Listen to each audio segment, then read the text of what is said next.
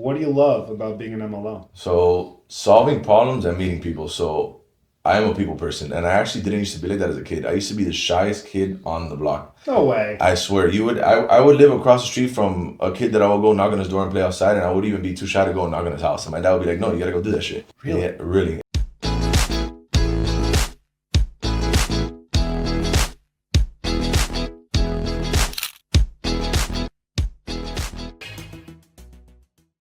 Today on the MLO Podcast, it's my absolute pleasure to introduce you Eric Rodriguez, a rock star MLO, an MLO who's crushing it in 2025. We're going to dive into his story on how he arrived here, how he arrived to crushing it, and more importantly, what you can do to get just like him. So here we go. Eric Rodriguez, everybody starts with a bio. Eric Rodriguez is a mortgage broker at Elite Lending, whose passion for real estate started at an age when most teens were just figuring out their first job. At 15, Eric was already diving into the world of real estate, learning the ins and outs of the business. Inspired by his parents, both of them have well-respected names in their industries. By 18, he wasted no time in getting his real estate license, setting the stage for a career in hard work, persistence, problem-solving mindset, leading to the MLO Podcast. So here we are. So, Eric, before we begin today, we start with a gift. So, every guest on the MLO Podcast gets a gift. Thank you, man. I appreciate it. No, man, welcome to the show, my friend. So, take a peek at that. Little merch for you, bro.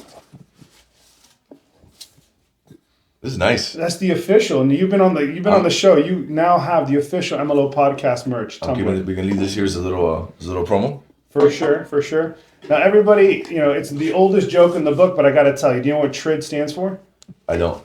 The reason I drink. So that's the reason why we get you the tumbler, because anybody in the industry would know. All right, so Eric, tell me about your story. In the intro, we lead up, we talked about your early age at 15. Can you share with our audience, a little bit about your background, how you arrived at the real estate industry? So yeah, my dad has a big part in it. So he's actually had, like we spoke about, he's been in the real estate industry for about 40 years now. I think he has the oldest franchise of Remax. Well, had the oldest Remax franchise. So ever since I was a kid, I would always be in the back seat, in the car seat, hearing him talk about real estate, or him picking me up after school and saying, "Hey, we got to stop at the showing really quick," or "Hey, stay in the car while I go show these houses to this couple," and all that stuff. So it intrigued me at a young age, and it was kind of just everything that I knew. Right on. So at a young age, you were exposed to real estate. Mm. Did you ever have aspirations of becoming a realtor, or was it like, this is my dad's gig, or kind of did your dad say, "Hey, son, come on up, you need to do this"? No, so funny story. My dad actually wanted me to not get into real estate. He wanted me to go the traditional route, go to college, get a title for myself, and he tried everything possible to try to get me to not follow his footsteps. Wow.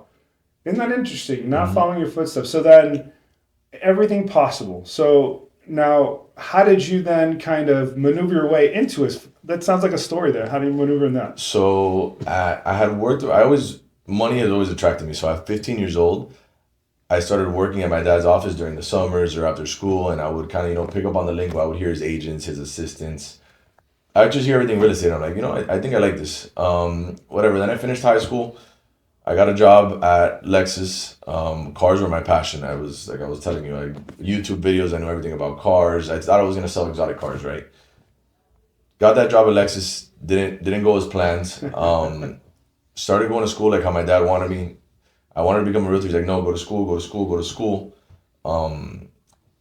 Then I started doing the math. I'm like, my dad is making 3% of 400,000 or 500,000, and I'm making like $300 a week here. I'm like, something's got to change. Something's got to change. I'm doing something completely wrong here.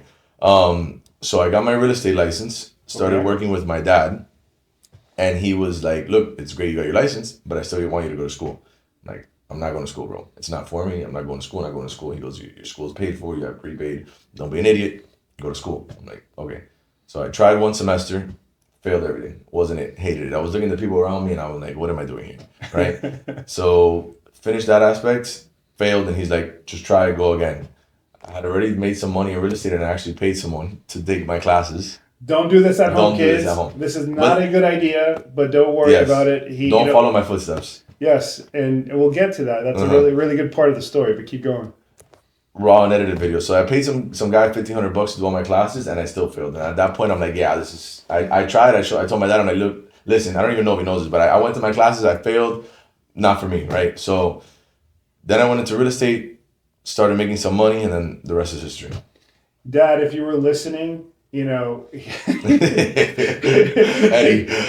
Sorry, Eddie. Sorry, Eddie. He didn't make it out, but I think he did okay for himself as we pivot to that. So, so now you're a realtor. You're kind of hustling. How did that go for you as a realtor? So, okay, it went good. I got my first deal pretty quick. My first deal was actually like one out of a movie. It was super simple. I did an open house with my dad. First off, my dad just, old school way, which to this day, I think that I was brought up that way. I'm an only child. I didn't get everything gifted to me. My dad was always hard on me. You want the nice things, you have to work for it. So my dad just said, here, put on the shirt and go do this open house. I'm like, I don't know anything. He goes, here, go do this open house. And it was actually on a house that he was flipping with no AC in the summer. So I was there in the open house, and he doesn't put ACs in the house he used to flip because he didn't want them to get stolen. In bad areas, you don't put appliances and ACs and the house is left empty. So I just threw me into it like that. Started doing the open houses, just kind of figured it out myself, started talking to people. And then I did an open house with him actually here in Miami Lakes on Harris Place. I'll never forget that house. Original old Miami Lakes house. And some guy just walked in and said, hey, I want to buy it. And my dad had both sides. So we did both sides. I did the whole deal. I learned everything there. The commission was 6% on $400,000. And I'm like, yeah, I'm going to make my first check. I'm excited. This is going to go well. Deal closes. My dad gives me $1,500. I'm like, whoa. Bro, he's like, what did you do? I'm like, oh, I did everything. He goes, all you did was sit in an open house. Some guy came in. He didn't do shit. I'm like, okay. But then that inspired me. I'm like, damn, okay. So now I got to start doing my own deals. So then I started doing my own deals. And, I kind of started seeing the flowers of the industry. Going back to what inspires you, it sounds like your dad loved you and had tough love. Like he wanted love, definitely. Like wanted to raise you in the right way. Wanted you to kind of level up, mindset up. Sounds like he was not only is your dad, but it sounds like he's your mentor. Yeah, he did. Yeah, he's definitely my mentor. And that's good to know for all the dads out in the podcast. And all the people that have family mentoring your son. You could end up on a podcast, get out of hyper successful like he has, and he's super successful. So that's great. Now, when was it that you kind of started, dabbling or thinking about becoming an MLO? When did that occur to you? So I got into the real estate industry being a realtor at 18. So that was 2018. 2 years down the line, more or less. So the guy that managed my dad's office had a mortgage license. And I used to always go in there, speak to him, hear the intellectual conversations he was having about mortgage rates, debt to income numbers, the 10-year treasury bond, things like that. And I'm like, damn, I think I like this more than being a realtor. So that spark always, was in my head. And I'm like, I think I want to do mortgages. And like everybody else, I was kind of scared to just leave being a realtor and jump into not a whole new industry, but doing something completely different. Sure. So at around 19 years old, I was already thinking about doing mortgages. And then I had met Robert on a deal that I did for my really good friends from high school's parents. We actually really didn't hit it off there. But he just did the deal. It all went smooth and, it was kind of on to the next. Then we did another deal together from a referral from that same family. And we hit it off. The client was a funny guy. We all got along. I was talking to them. It was, 3 young guys doing one deal together, talking a boatload of shit in the group chat. And then he's actually like, look, I'm going to open up my company. You know a lot about mortgages. You're a young kid. You're hustling. Like, you want to come work for me? And I'm like, you know what? You've always been thinking about it. Fuck it. Let's try it. Let's do it. All right. And now, so you took the plunge. Took the plunge. Now, when you took the plunge, did you have transactions? Were you still kind of sunsetting the real estate, or you kind of like working in parallel, or do you kind of say, turn that off and went all in? So I should have turned it off and gone in all sooner, but no, there was about 6 months, I think, where I was still trying to do both. And Robert was actually telling me, hey, if you want to be a fucking badass in mortgages, you can't have a real estate license, or you can at least do real estate. And I'm like, bro, who the fuck is this guy telling me this stuff? Like, he has no idea what he's saying. But yeah, for about 6 months, I was still showing houses and originating loans. And I started to blow up quickly because of COVID and the refi boom too. Right. And I have my book of business from real estate, and realtors were already sending me business. So I super quickly realized that, like, damn, this guy's right. I can't be out showing houses during the day when people are sending me conditions and need to talk about their rate and doing the change of circumstance because they're putting less money down and looking at appraisals and all this stuff. So did you find, you made the choice because of service. It sounds like you're trying to maintain a level of service for those customers. Now, the real estate side, a lot of people can feel like they can be drawn to that. Hey, I'm making more money and it sounds like you felt like you were doing a disservice by not picking one or the other. Because for like MLOs out there that are dually licensed, they may say, you know what, I'll do real estate. I'll do the MLO, and I'll try to do transactions where I'm operating on both sides, if permissible. What would be your advice to those individuals that are thinking about that, considering you were presented with that same crossroads? What would you say to them right now? So, two things. If you want to do real estate and do mortgages at the same time, by all means do it. I know people that have been doing it for years, right? But if you want to be on the MLO podcast and be a top producer like that, you got to pick one. It's impossible. I got into the industry because I saw the lack of service with mortgage brokers. When I was a realtor, I would say, hey, Chris is doing my deal, Nathan is doing my deal as a mortgage broker, and 90% of the time it would be like, oh. Yeah. So I realized, and I was like, fuck, there's an issue here, and if I can figure out how to fix this, and when people say, oh, Eric's doing my loan, and not kind of give that like, that gas, like, okay, good luck, like, I can be really good at this. Good. So now let's focus on good. Can you define what good means to you? Because that's you. So it sounds like you surveyed the marketplace, saw there was strengths and weaknesses in loan officers, and what do you bring to the market that perhaps elevates you, create separation between you and other MLOs? Got it. So I say this all the time. There's no real secret sauce, right? Everybody knows what they have to do. It's just the lack of actually doing it, right? So my biggest pet peeve is when I used to be a realtor and there would be an issue, and I would call someone and they would hide behind the phone. Like, oof. That's the worst, bro. That is the absolute worst. Like, hey, 10 days or 5 days before loan approval, and they dragged on this income condition, and now it's an issue last second, and I'm going to look like an asshole to the listing agent. And so that's one of the ticks that showed me, hey, there's a problem here. But I guess what differentiates me is, like, I always pick up the phone. I'm a nerd. I know all the guidelines. I like resolving problems, right? Like, you can see in my bio on LinkedIn, I'm solution-oriented, problem-solving work ethics. If there's an issue, I'm going to figure it out. And the only reason I can figure it out is because I've already fucked up so many times that I kind of know how to get everything resolved. So, an acronym came to me when you solutions-oriented work ethic, a SOWE, S-O-W-E. You sew it all together. Solution-oriented, bro, big time. Big time, this guy. Uh-huh. That's that mindset, solutions-oriented work ethic. I think that is a moniker that you do, and then it leads to a ROW method, which is a results-oriented work ethic. Right. You bring solutions and it achieves results. Mm-hmm. Now, with those results, we talked about in the lead up off camera about your failure. Right. So solutions oriented. It sounds like you're super solution, and it sounds like you had a problem you're trying to fix. Right. But you failed. Right. Can you tell our audience about that? Yeah. So I think this happens to a lot of people in the real estate industry in general. Maybe mortgages, real estate. They start differentiating themselves. They start, operating at a high level, and they automatically think, I want to start a team. Sure. Right? Because I guess that's kind of the intermediary between being a realtor or a mortgage broker and then owning a company. Mm-hmm. Right? So it's kind of the middle point that people automatically think that has to be their next step once they become, let's say, a top producer, right? So I probably 3 years into the business, I tried making a team.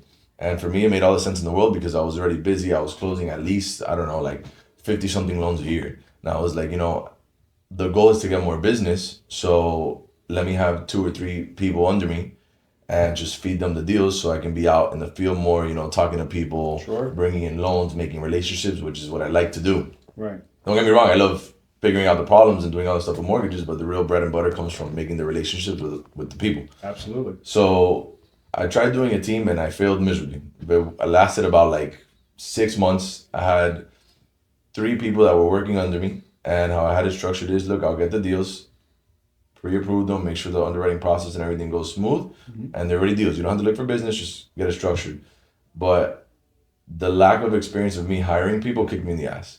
Oof. Yeah, because I was here in the office investing in them from 9 to 9 sometimes, and they wouldn't show up, or one of them was a part-timer, and then they would call me at 10:30 at night with an urgent matter, and I'd be like, bro, I'm here in the office giving all this info and mentorship and everything to try to make you good, and then you're just kind of dusting it out, it's no big deal. Right. So then I was it was eating into my pockets because I was paying these people, and it was eating into my life too because I was A, losing money, and B, spending so much more time trying to train these people that didn't want to really be trained. You know, a lot of broker owners feel that way too. Yeah. You know, and you know, any business owner really, where like, do I focus in on developing the talent, or do I continue to bring in revenue? Right. And you know, off camera, we talked about would you do it again? Right. Now, having failed at that because you know it just wasn't the right time, Mm-hmm. you know, and those maybe perhaps it was a personnel issue that we Right. discussed. Having had the benefit of that, would you do a team again? I would. So first off, it wasn't that those people failed me. I failed them, right? So nothing wrong with those people. It was just lack of an experience of me trying to start a team. I think too early in my career. And yes, I definitely want to do it again because I hate failing. I'm gonna keep trying until I get it done and I do it the right way. So I'll definitely try it again. And now I have a little bit more experience. I have way more volume, and I've seen kind of the revolving doors of how people operate teams, how it goes good, how it goes bad. So I think in the near future, I'm definitely gonna try it again. That's good to know. So what I didn't hear from you, and I think that's important, folks, is that when you hear a top producing MLO say, "Hey, I failed at this," you know, but I'm going to continue to have the mindset and the presence of mind to be able to kind of, you know, try to overcome that. I think goes back to your SO method, solutions oriented work ethic, right? You're going to find a solution to that.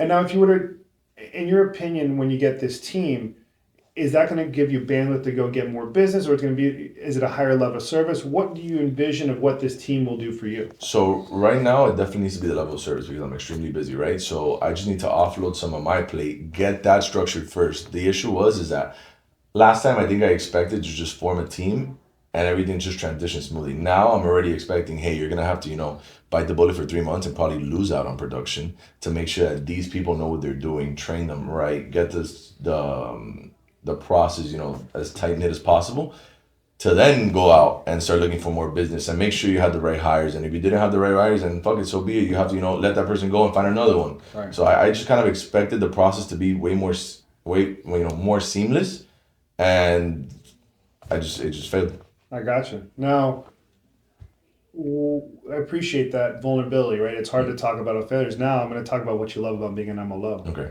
What do you love about being an MLO? So solving problems and meeting people. So I am a people person, and I actually didn't used to be like that as a kid. I used to be the shyest kid on the block. No way. I swear, I would live across the street from a kid that I would go knock on his door and play outside, and I would even be too shy to go and knock on his house. And my dad would be like, "No, you gotta go do that shit." Really? Yeah, really. I tell everybody all the time, I used to be one shy MFer, super shy. And now people see me and they're like, "Bro, you talk to a rock." I'm like, "Yeah, I know." It's important because I've heard people talk about it. A lot of top producing people are introverts, and they force themselves to be extroverts. Interesting. Yeah. So how did you break it? Let's go there, right? So breaking out of your shyness. Now, there's a personal shyness, I would imagine, and then there's a professional shyness too. Like, I'm afraid to do cold calls. I'm afraid to do other stuff. How did you break out of that shell? Was there a seminal moment, or was it a process, or how did you? I think it was just a moment. So like, look, cold calls. I hate cold calls. I'm more of an in-person now. Let's go grab lunch. Let's go get a coffee. Let's go play paddleball. We'll go play golf, and we will leave there. And you're gonna go to a family get together and be like, "Yeah, Eric's my boy. Like that's my boy." I would do a lot of cold calls in the beginning. I used to hate doing cold calls. It'd be like, "Oh, what happens if they hang up on me?" Like, fuck it, they're gonna hang up on you. Call the next person. And the fear of rejection, I think, takes a lot into it. So like, I used to even go door knocking. Okay. And when I was a realtor, and people used to slam the door on me, and I go, "Okay, slam the door on me. What next?" So after doing all of those things and sharpening my tools, the way that I talk and handling rejection, and just talking to more people, just went away. Very good. So now you feel like you're. Well, look at you talking on the podcast. Yeah, exactly. It most certainly went away. Uh-huh. Now, with your next step in your career, what tips could you share? There's a young Eric, new MLO, and there's an older Eric MLO. Like, what tips could you share? And then, there's top producing MLOs that are watching the podcast. Young, old, perhaps, and then top producing. If you can kind of cross that gamut and see and share with them perhaps little nuggets that they can pick up to put into their business right now. So if you're new into the industry, I think the hardest part is getting business, right? So learning the conditions and processes and guidelines and all that stuff comes with getting the business. So I think if you're a new MLO, you have to do everything possible to just meet new people, and partner with the right company, right? Because let's say you're gonna go, I see this all the time. People that come into the business, how many basis points are you gonna pay me? How much am I gonna get paid? What am I gonna do that? So yeah, you're gonna go to a company that's gonna pay you 200 bips on every file that no one knows their name and you have no support. Right. So if you go to a company, you know, it be whoever you may go to, maybe you make a little bit less money, but the name is known and they know you have a good processing team behind you and an operations team. It makes meeting people and getting them to trust you so much easier. So that's the key for the younger generation. And the older generation that I see is don't get complacent, because we've seen it. I've been doing it for 5 years, and in that 5 years, I've already seen the people that were at the top when I started. Not saying they're at the bottom, but they're nowhere near the level that they used to be when I first started. Sure. So even when you're busy, you always got to be prospecting. One of my mentors actually told me that when you're busiest is when you got to be the busiest networking. And we talk about this all the time too, because in an industry like ours, where a transaction, a sale, whatever you want to call it, 30 days. Yeah. You can get infatuated on, hey, I'm going to be this 30 days, I'm going to make a fuck ton of money. And then those 30 days, you didn't do shit. So now you have 90 days, you didn't make a single dollar. Feast or famine, feast or yes. famine. And then this part is easy, but going back up, twice as hard. Yeah. Twice as hard. You know, I love that. So you talk about, I like that mindset you shared, which is for the experienced guy, keep grinding, keep at it. You know, you're right. Because how do you not get super involved? And I guess it sounds like you have a great operation in the back office, so that way you cannot be a fireman or a firewoman. I struggled a lot with that in the beginning. A lot. And in the beginning, we did all of it ourselves. The 3 guys that I work with, Jose and Robert, I owe a lot of my success to them. We learned, like, us in a boiler room, like this big, clearing conditions, what the fuck does this mean? On the phone screaming at each other, how do I fix this? So we already knew. So I didn't know that, you know, probably most mortgage companies already had processes and stuff, but we literally blew it up from the ground up. So we were doing everything ourselves. So when we introduced a processor and I had someone handling all my stuff, I was like, oh, they're going to fuck it up. So I struggled with that for like a year. But then it got to the point where I literally had no time and I was like just trying to do everything myself. I'm like, okay, let me trust this whole processing part. And now my clients will sometimes call me, I'm guilty of charge, but hey, what's going on? I'm like, I don't know, let me talk to my processor. They have such a good operation going on and they know so much that you have to hand it to them and just let them do their job. So you delegate and trust. You trust them. You have to delegate. I struggle with delegating a lot too. You have to delegate. Wow, that's important. And the new MLO, you mentioned, you know, basis points. So they may become enamored with the commission, hypothetically, but if they don't have a training or if they don't have something that they can latch on to, a mentor, it sounds like, you know, to allow that. Now, what's your position on that? Do you think a junior MLO would be a good fit? Do you think like mentorship? What's your position? Because one thing is going to a firm that has tools, I guess. Another thing is actually getting in the grind and doing it. And somebody's going to show you the way. Right. You know, do you like, you know, as the top producing MLO showing the way? I do. I don't go out of my way to show the way, but I just kind of like leading by example. Like I'll go out and I'll go, you know, like where everybody's sitting and I'll take a phone call. Like, look, this guy might reject me, and I handle them, and where I'm giving bad news, right? Be like, hey, look, I have bad news, and I have this saying, whenever I give bad news, I give good news and a solution. So I say, look, we can't go conventional, but we can go FHA. The good news is your rate's going to be way lower. Yeah, you're going to have mortgage insurance, but at least the deal gets to get resolved. I see. So solutions oriented. So your approach and so as an MLO, delivery of bad news from time to time. So you have a process that you do in delivery in bad news. You rip off the Band-Aid, it sounded like. Right. Say it first. What else? Tell me your process. The opening line. Hey, Brandon, I have good news and I have bad news. I'm going to give you the bad news first. All right. Bad news is I can't use your appraisal transfer. The good news is we're going to close your loan like the other guy couldn't. Boom. And the customer's like, okay. I had a guy that literally came into my office, no joke, last week from another mortgage broker, one condition away from CTC, couldn't close it, right? And the guy comes in here doing all this stuff, nervous, shaking, and, you know, I need to close, it's a simultaneous closing, I need to sell my house here in Miami Lakes to buy it. If not, you know, I have to sell that house to pay off some debt, and then I have to buy this new one because I don't want to be homeless. So then he comes in here and he goes, how much are you going to charge me? And I say, 2.3. He goes, no, you're kidding me, bro, I can't. I go, okay, cool. And then he's like, the other guy was only charging me 1. I'm like, yeah, but you're sitting in my office now. The other guy couldn't close. Same thing with MLOs, right? You're negotiating 200 basis points, but that other company wasn't offering you shit. I could offer you 5,000, but if you don't get a single lead, you're not making anything. Correct. Now, you know, to your point, now it sounded like that. Let's go there because I think, sometimes MLOs may feel like they got to cut to match or cut to get there, or not justify or how do you show your customer the value you bring and that you deserve the commission that you rightfully so deserve for what you do. In the beginning, it's definitely hard. In the beginning, you're gonna have to do the dog's work, knocking on doors, doing open houses with realtors where no one shows up. All the bad things, posting on social media, doing flyers, doing cold calls. But once you get to, so there's this saying, right? Is that you have to fall in love with the process, not just the results. So once you're already, the top producer, it's a little bit easier, right? But then the constant, kind of fire in the back of my head is, now you gotta be the top producer every single month. Sure. You set the standard. You got to send now. Damn, it's kind of embarrassing if I'm not there every month. But so in the beginning, it's definitely hard. So look, funny story. So this guy comes in here and he's busting my balls. He's actually questioning me if I can close this, right? So and I have all my plaques on the shelf, and he comes in here and in Spanish he goes, "Chamaco, de verdad que tú puedes ser jaleto?" And I go, "Bro, you don't see all these plaques."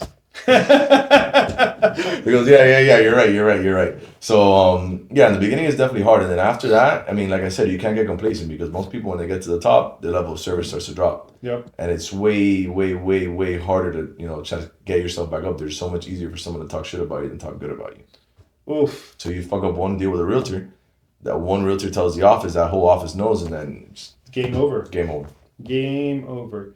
Now, let's go there. Have you had an opportunity to building real estate relationships because it's when you were in Remax, right? So what you were raised as a son of a real estate broker. Mm-hmm. You're probably very comfortable in I'm going back here for a second because I want to help our audience kind of see maybe that a newer or an older MLO would like to establish new relationships with realtors and they just don't know how.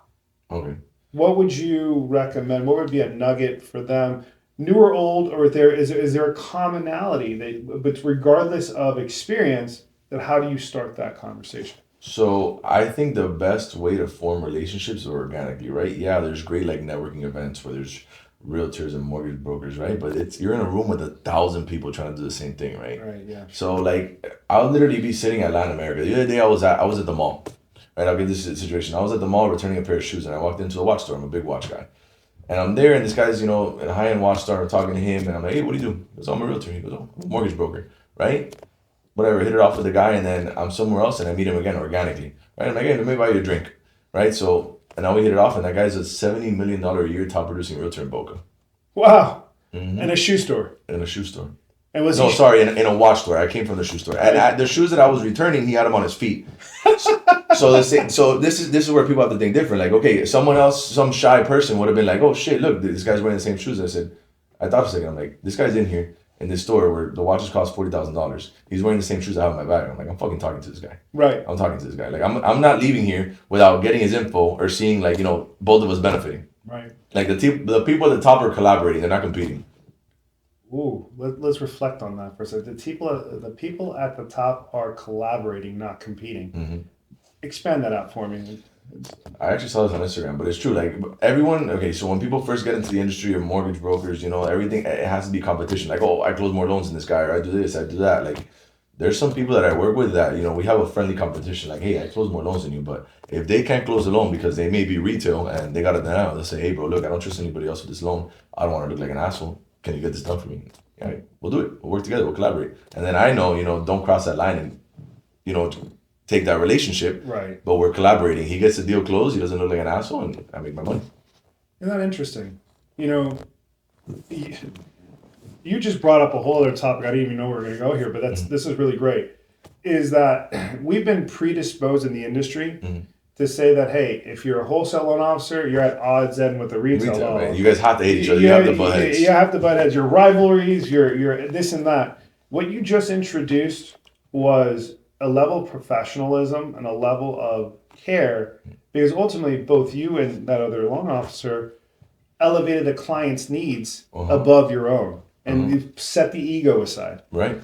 That's amazing to hear that. Do you often find that so it sounds like do you have a pool of retail loan officers or friends, or how does that work? Not a pool, but there's people that like I've stayed in touch with. A lot of my relationships, so I'm deep on deepening the relationships, right? Like there's this Joey Diaz saying on Joe Rogan where he's like, look, you don't need an army to take over a country, you just need 5 bad motherfuckers. And I talk about this all the time. Like you don't need to know 1,000 realtors. You can have 1 or 2 realtors that pop off and you're their friends. You go to their house on barbecue on a Sunday and you guys are loyal to each other, and that's all you need. Right. That's all you need. So I'm big over relationships over transactions, right? There's some realtors that I'm friends with that I'll go play golf with, or I'll go smoke a cigar, or do stuff like that. But the more, deep in relationships that you have, I think it's better than having 1,000 shitting ones, or 1,000 realtors that just call you all day and ask you BS questions or only want to use you to rescue their deals. Right. So have you ever fired a realtor? Or have I ever fired a realtor? Yes. Or ended a relationship? Yes. Me and this realtor ended a relationship, and it was kind of earlier on into my career. It was about like 2 years in, and she was a new realtor, and she started popping off. She had a lot of deals, but all the deals were terrible. And it was one of those realtors, I mean, you used to originate, those realtors that don't want to take no for an answer, like, hey, this client doesn't qualify. Like, no, make them qualify. Like, oh, they don't qualify. Yeah. And then you like trying to save the deal. We're like, okay, what if we get a co-borrower, or we do this, or, he does his taxes a certain way or something like that. And then I started realizing every single one of those clients, like, was taking so much money, like so much energy and time out of me. Like, you have to know your hourly rate, right? Like, yeah, wow. I'd spend 10 hours with one client to get one deal done at, money is money at the end of the day, or deals are deals, but for like a $400,000 loan. Right. And I'd have to go in on a Saturday, which is nothing wrong working on Saturdays. The people at the top use the Saturdays and Sundays to get ahead. But I'd go in on a Saturday, waste, time. The client would say, oh, okay, I'm going to do this, then do his taxes. And they don't even know how to use a computer. They send you screenshots of their taxes. Like, it's a lot of hand holding for the reward. And I fucked it up because I wouldn't say no. I would say no, and they'd be like, oh, come on, is there anything we can do? Look, well, maybe we can do this. And then after, going to underwriting on 2 files at once, which, I gave them a solution, the client didn't want to do it, I'm the one that looks like an asshole because, right. Hey, you told me we can do it. Yeah, we can do it, but the client doesn't want to. Right. Big. Interesting. Now, you mentioned a couple things in there about knowing your hour, knowing your worth.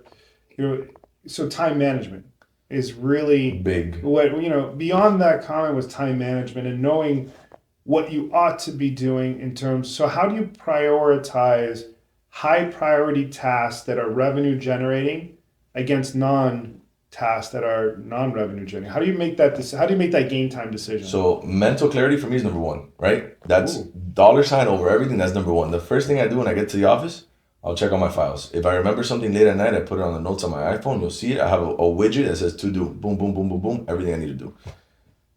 All the bad news comes first out of the office, when I get to the office. If I have files that are falling apart or something appraised low or something, I get all of that out of the way first. So by 10 or 11, I can focus on the money-making activities, right? Wow. So what I'll do is, I'm old school. You don't have to reinvent the wheel.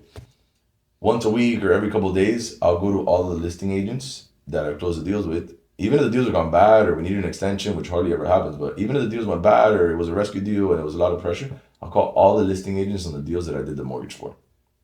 Every single one of them. I'll say, hey, look, my name's Eric. I don't know if you remember me. I did the loan on 123 ABC Street. Brandon was my client. Oh, yeah, that deal went super smooth. This is how we work. Look, I want to add value to your business. These are the 5 things that I see that are adding a lot of value to my realtor's success right now. Oh, yeah, what are they? Look, I'm going to send you a flyer. It might be 100% financing. We have a really good line of credit program that's really good for investors. And, we can finance these type of properties. I'm going to send them to your email. Okay, cool. Yeah, that'd be great. Send it to their email. Okay. Next week, follow up with them. Same thing.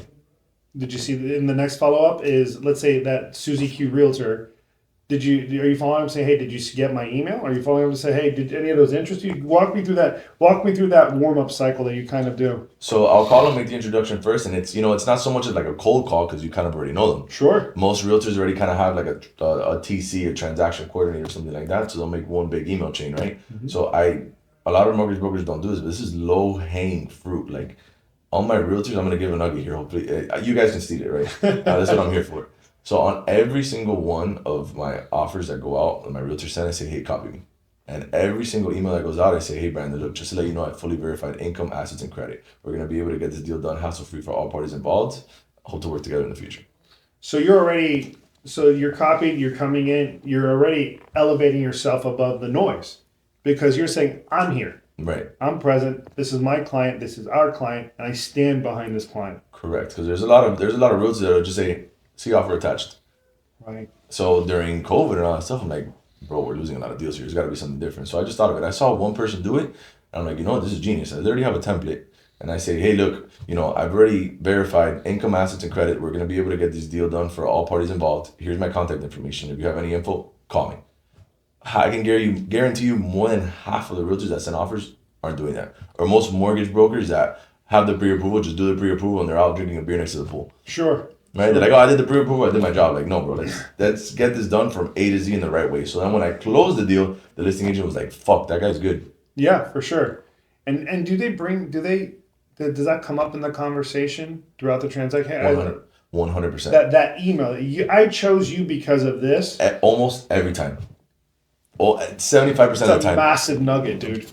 At least 75% of the time, the realtors will be like, hey, you know what? I feel more secure taking this offer because more than half of the time I see that, the mortgage broker isn't even copied in the emails, and it's more assuring to hear from them directly that you've already done all this stuff. Sure. Do they call you too? Some of them do. Yeah. Some of them do, but I used to get calls like that. Some of them will call you, or other ones will just reply, not in the email chain apart, be like, hey, you know what? Thank you for doing this. Like, you guys are going to get the offer. It's amazing. Folks, that's a massive nugget. Again, it's doing the little things that set you apart. And what does that take you? A minute? I have ChatGPT is my best friend. At ChatGPT 1, I have it saved there. I'll change the name. Hey, Brandon, even in Spanish. If it's in Spanish, hi, Brandon, ya revisado crédito, ingreso, all this stuff. And it literally takes 30 seconds. I have it saved on my notes. I do it from the gym. That's amazing. Good to know. Now, as you're looking around the corner, this year, you mentioned to me that you're not strong on social media. Right. Is that an effort? What are you going to, because a lot of MLOs may feel the same way. Like, this is a top producing MLO, right? They're like, hey, they're social media, right? Mm-hmm. So what steps are you going to take with, you mentioned clarity of mind. What are you thinking about how you're going to elevate your brand in the social media marketplace? Because you've got a lot of contacts, you've got a lot of pull. Right. What do you think? So I had this idea because goes back to what we were talking about earlier. Most people, most buyers, everyone, when they're doing something real estate, they're buying a house or they want to get into the real estate industry, they think realtors. Sure. And I see a lot of realtors that have big social media followings and personal brands. And when you really go to think about it, there's not many mortgage brokers that are really, posting on social media. And not going to say that my goal on social media or anyone's goal should be just, hey, I'm going to post everything I do on social media and just have the applications pour in through email, right? It has to be, a weapon you add to your arsenal, right? So first you got to get good at what you do. Then you got to get people to trust you. Then if you can be active on social media and people see that you're actually closing deals and you know what you're doing, you post one post. Yesterday I posted a video on social media, I got to 6,000 people. I can't fucking cold call 6,000 people. Wow. Dude, and what was that content like? Was it a business oriented content, or what kind of content? Was it more like a lifestyle content? So it was more business oriented. It was me in an open house with a realtor. You see, I still do open houses with realtors.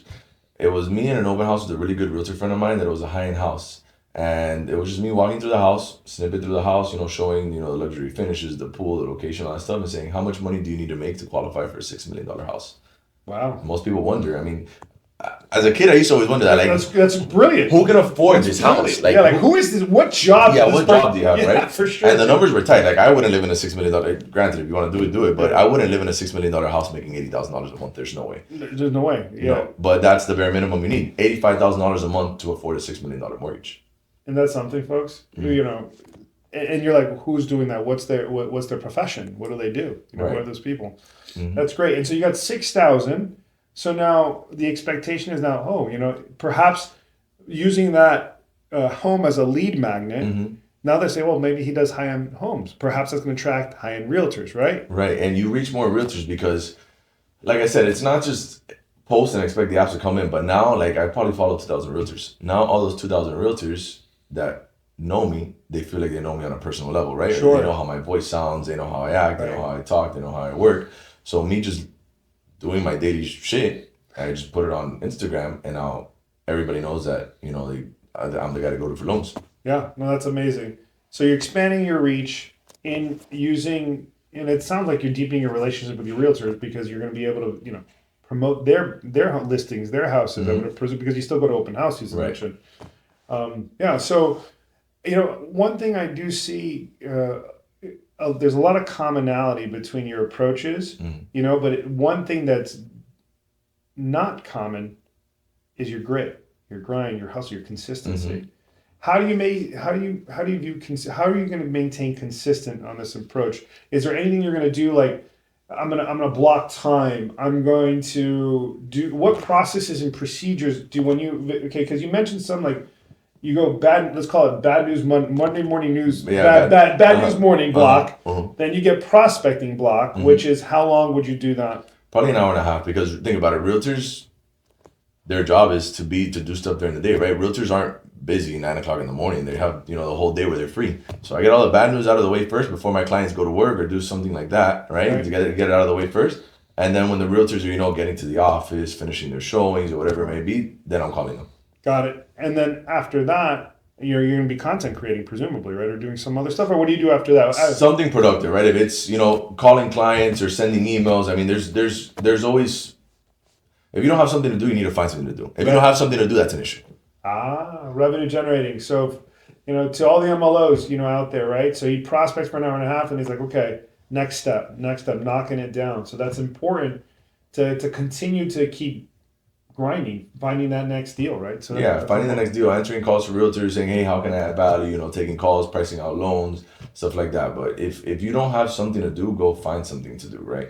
So you can't, a lot of people, so going back on a different subject we didn't talk about, a lot of people get into the industry and they come from salary jobs or jobs where they're getting paid hourly. I know we talked about our hourly rate, but to even get to that hourly rate first, you have to be closing deals. Right. So I think a lot of people fall off when they come from other industries is they're used to being 9 to 5 at a job and they might not be making a lot of money, but they're sitting there and they know they're making money. Right, it's coming in. So when you get into mortgages or you get into real estate or, anything in sales, presumably, but let's talk about mortgages, there's going to be 6 months you probably don't make a fucking penny. Oof.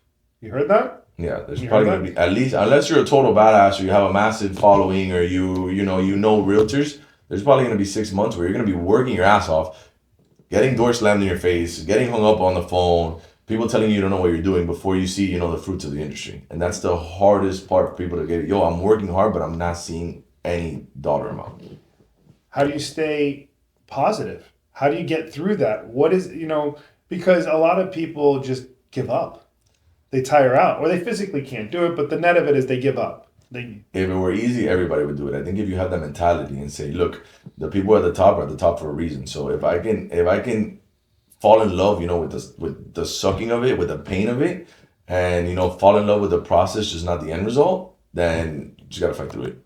Boom. There's going to be one point where we talk about it. Like you're going to meet that one realtor that trusts you, or maybe you're doing cold calls. I've seen it numerous times. I've called listing agent, where they say, my big retail lender is, letting off the gas. So they're letting clients to do the cracks. All it takes is that one convo, that one bump into a realtor at the coffee shop that the other mortgage broker fucked up, and they're yours now. Game over. There's the opportunity. One slip up is all it takes. Yeah, and it sounds like you're dialed into that. You know how to kind of like hook them at that point, which is great.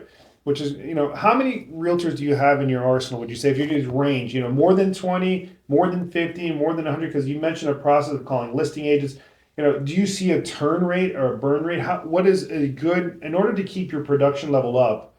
How many realtors do you think you should probably have? How many have been in your? That's your secret sauce, perhaps? How many agents you have? So I'd say probably under 50. Under 50? Under 50. Probably around 40 or 50 realtors. Definitely not 100, but like I said, you only need 5 bad motherfuckers to take over a country. That's it's 10%. Exactly. It's way easier to have 5. Granted, to get to that level is difficult. It's easier said than done. But to have 10 or 20 good realtors that only use you and are good at their job and have a reputation is better than having 100 realtors in an office that's a revolving door that just hires new agents, and you're a go-to guy. You're just a call taker at the end of the day, trying to solve problems, and it's not going to go anywhere. That's fantastic. So 50 agents, how long, in your first year, do you think you got to like 3 or 4, 10? Like, what was that ramp? Did it accelerate? So my first year, I probably only had 3 or 4 realtors, and those realtors were... That's reasonable. Yeah, I got into...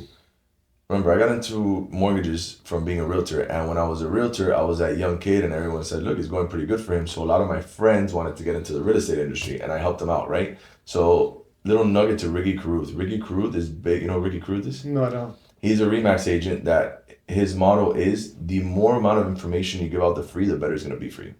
I agree with that. Right? So you see these, content gurus and all that stuff that are charging you for courses and it may work for them, but I would help everybody, what I was doing, where to take the test, how to get into the industry. So all those realtors and all those people that I helped get into the real estate industry when I started doing mortgages, I said, hey, look, I'm going to go cold turkey here. I don't want any conflict of interest. I'm going to go straight into the mortgage world. You know how I work. You can trust me, all that stuff. Let's start working together on the mortgage transaction. And what I did is I actually thought a little bit deeper. I said, some people still think I'm a realtor. So if they get me those deals, yeah, people on the street, to this day, I mean, it goes back to people not knowing mortgage brokers exist. People are like, oh, you're a realtor. And I go, I'm not a realtor, bro. No. I'm not a realtor, but yeah. So I used to get deals and I'd be like, look, the realtors that I want to get to trust me, like, look, I'm so all in on doing mortgages. Here's this deal. I don't want to kickback. I don't want to do anything. I just want to do the mortgage. Trust me. Wow. So now you've created instant relationship. Instant relationship. Yeah. And would you with that lead, would you give it to a top producing agent? Would you cherry pick where you give it? How would you use it as a relationship opener? How would you approach it? So it's a mix of both. If the people that helped me out in the beginning or that were my close friends, I make sure that I would give them the deals, right? Sure. They grew up with me on stuff, they would get taken. But once everyone was kind of self-sustainable and I would still get real estate deals, I kind of look and I say, what realtor do I really want to work with? There you go. I say, what realtor do I really want to work with? Being a sniper. Yeah. And then, depending the type of client or the area, obviously, like I'm not going to refer, money is money or deals are deals, but I'm not going to refer a client that's looking for, let's say, I don't know, a $150,000 condo back in the day to a high-end realtor that only sells $6 million up in Pinecrest. Makes sense. So I would get like a $400,000 or $500,000 deal and say, what realtor do I really want to work with? And that's my sweet spot, going for those realtors that aren't in the middle or aren't top producers, because most of the top producers already have their people. So I try to get the realtors that are, closing deals, at least 12 transactions a year, between 400 to 800,000. There you go. So he profiles like who he wants a good fit for him. That's an important thing. Not every realtor is a good fit for him. No, and we talk about this a lot in the office. Like, if you're a new guy, you're not at that level where you're closing a bunch of loans yet. It probably doesn't make sense to walk into a random broker's open on a Tuesday where there's 40 realtors that are, closing $20 million deals. Right. I hope they trust you. I hope you hit one of them, but the odds are you could be doing something better with your time. Absolutely. Finding the right fit, having loyalty, finding the right fit, making sure that the agents, value what you bring to the table. And that goes deep, right? As you mentioned, so that's very good. Now, as we look to wrap up the podcast with an amazing episode and massive nuggets, would there be an advice that you'd give young Eric now that Eric is here, and the MLO podcast? What would you give Eric if there was any advice? If you're going to mentor the younger Eric, what would you tell him? Don't forget the reason you started. Boom. So most realtors, mortgage brokers get into the industry. I can guarantee you probably at least 80 or 90% of them because they want to become real estate investors, right? Or they want a bigger picture. So you get into, this is like the door to the end goal. A lot of people get caught up in just being a top producer or doing whatever it is and they forget their end goal where, they want to have a bunch of rental properties or do this or do that. Don't get caught up in the middle part and it's just closing a bunch of loans and still staying in the rat race or whatever you want to call it and just doing it for your whole life. And I think Kobe Bryant said, rest at the end, not in the middle. Yeah, rest when you're dead. I say it all the time too. I'm like a machine. I have my routine. I do things every day, and when I get to sleep, I get to sleep. It's consistency, and that's why you're successful, man. It's consistency, and being a top producer too. I think we talk about your process and mortgages and stuff like that too. But before you get to being a top producer in anything, first you have to be the best version of yourself. Yeah, period. No doubt. Whether it's go to the gym in the morning or have your routine or look your best or whatever it is, you gotta try to be the best at everything. And then you can conquer, being the top of your industry. And stay working at it. Don't lift your foot off the gas. Don't get complacent. Don't get complacent, folks. On the next episode of the MLO podcast, I'm excited to explore that. Let's not get complacent. That's a little tease for our next guest. But Eric, can I have you back on the MLO podcast? Without a doubt, I'll definitely be back. My man, thank you for sharing those nuggets. Thank God you for bless you, having me. man. Thanks for awesome. What an awesome podcast. Y'all check him out. He's a rock star. And I'm sure, if you have any questions, you want to talk to him, I'm sure my man Eric will, reach out to him. Free info. Follow him on Instagram. What's your follow? Eric Rod with 2 Ds _. Boom. Hit him up. Follow him. See what my boy's doing here. Thank Take you, care. bro.